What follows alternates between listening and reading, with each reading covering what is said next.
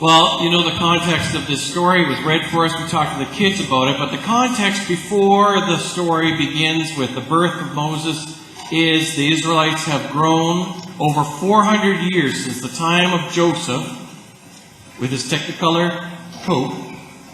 Took his brothers, they were all down in Egypt, and they grew into a mighty nation, 400 years, so mighty and so big that the Pharaoh was threatened by them. And I love the story begins with a Pharaoh, a king arose in Egypt who did not know Joseph. Meaning, after 400 years, finally a king arose who did not know the name of Joseph. Didn't know the story.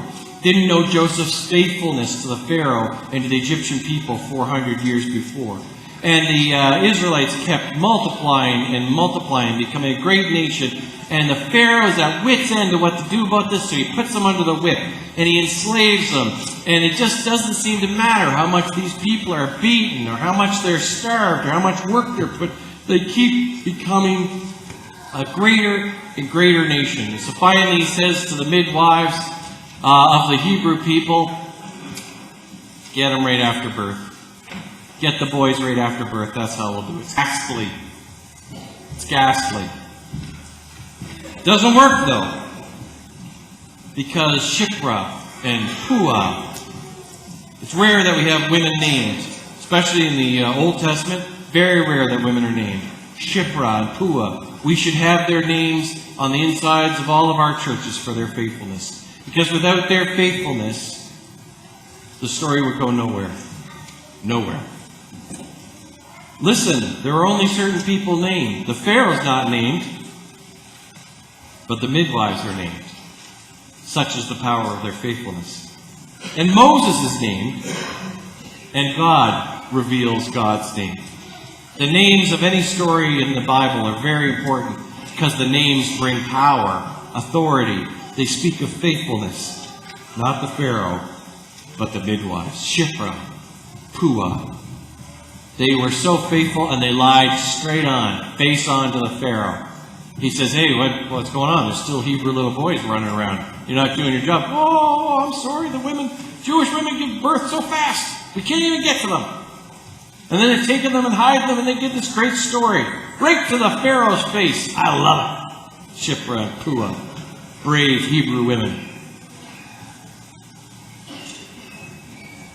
It makes me wonder, what does your faithfulness look like? What does your faithfulness do? What kind of trouble would it get you into? Would you hide people? Would you turn against what the government's asked you to do? Oh, I'm sorry, Justin. I'm sorry. No, I know you asked us to do this, but this is to make up some excuse so justice can reign.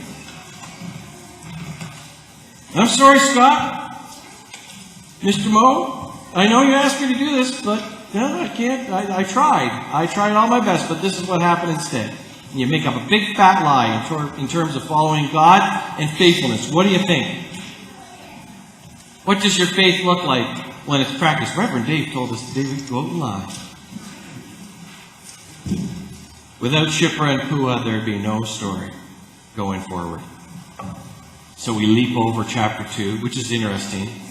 We get to chapter 3. Moses has been born. You know, his mother's put him in a basket. We know the story's gone down the Nile. He's been raised up. If you haven't seen The Prince of Egypt, you got to watch it. It's just fantastic. And he's raised up in the Pharaoh's household, and then he's out as a shepherd. He's left the Pharaoh's household. He's no longer the Prince of Egypt. He's been given, he's taken off. He's become one of his people. He's married, and his father-in-law Jethro has sheep and goats, and he's out tending to them in the wilderness of Sinai. And there's this bush on fire that isn't on fire. It's on fire, but it's not burning. And he says, I must turn aside and look at this great sight and see why this bush is not burned up. I gotta go over there and take a look at that. You've been like that before, eh? What is going on over there? I gotta go take a look at that. When the Lord saw that he turned aside to see, God called him out from the bush. One writer this week said, I wonder how long God was waiting. Right? The angel of the Lord came into the bush, weeks? Days? Months? Who knows? Waiting for Moses. So it says this, when the Lord saw, finally, that he turned aside. God called him Moses, Moses. Here I am. Famous Old Testament words for prophets. Here I am. And the story continues. Moses puts up every defense he can. I'm not worthy. I'm not strong. I don't even know who you are. I don't have words in my... Don't worry, I'll do this. I will with you. I will walk with you. And I'll give you your brother Aaron. He's good with the words. All the things that Moses could think of, God fixed. Said, no problem. But what I'm most interested in today is the turning point for the story. And the turning point is Moses' curiosity. Moses is out minding his own business, tending to sheep and goats, just like he had for years before. But he sees an extraordinary thing happening, and some of us, more of us than not, would just say, oh, I don't want a piece of that action. That looks dangerous. That's a burning bush. We know about fire at Mayfair United Church. No, thank you. I'm going the other way. Right? Most of us would turn. But Moses, curious, turns aside. And it's in that turning aside that the whole history of the people of Israel changes. Turns on that one piece of curiosity. I like curiosity. I like a sense of wonder. You've heard me say that phrase a number of times. Sense of wonder and curiosity. They are at the roots of the fabric of the human experience. We're a curious people if we open up our hearts to it. What was the last thing you looked at that you thought was curious? Today, for me, it was the stone in my peach at breakfast. I don't know, it caught my eye. All the little wavy things and the stone and the peach. And, there's people who explain all that stuff. Sometimes I like to sit without the explanations and think, I wonder what the waves are for. What are those little ridges in the pit? What do they do? It could be smooth and round. Why not? Other fruit have smooth and round pits, but the peach has a wavy pit.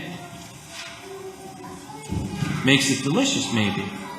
That'd be the Peach Growers Association. The taste is in the waves. I don't know. But I just sat there for a few moments of what Buddhist teacher Thich Nhat Hanh would call mindfulness, and I like to call wonder and curiosity. I thought, man, this is a good peach. That's a very interesting stone. That's a very interesting stone. I wonder about that. What was the last thing that caught your attention? The last thing to make you feel filled with wonder and curiosity? Because here's the thing, folks. I think curiosity and wonder breeds faithfulness. It all comes around.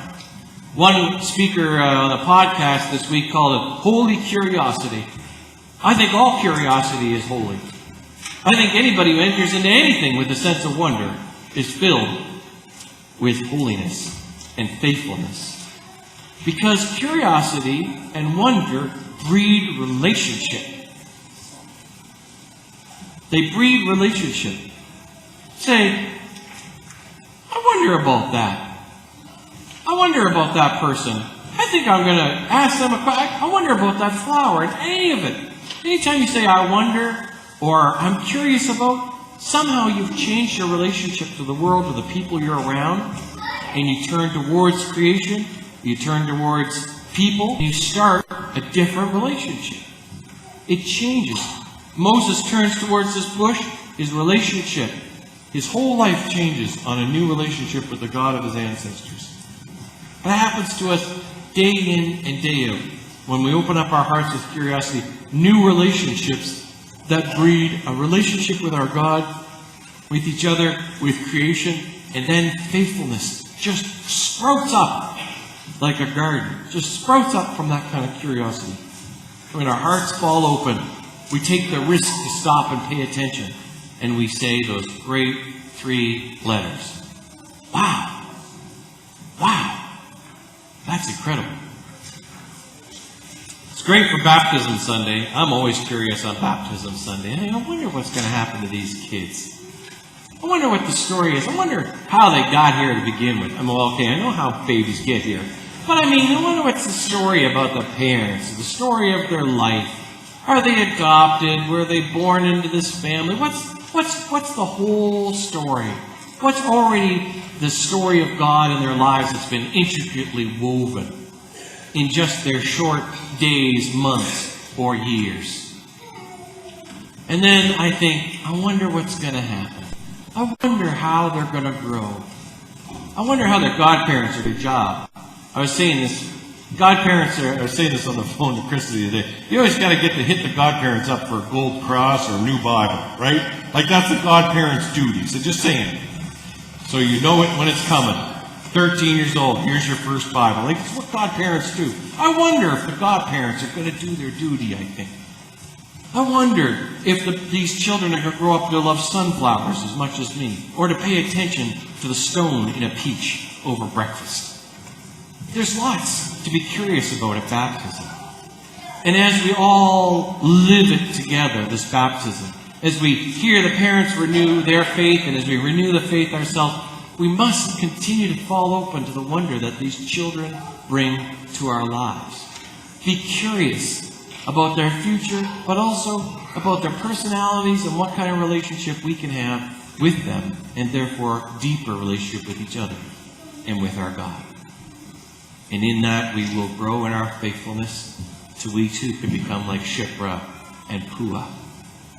And our life decisions, our courageous actions, our search for justice, our knowing what's wrong and what's right will be based on a faithfulness born of curiosity and joy and wonder.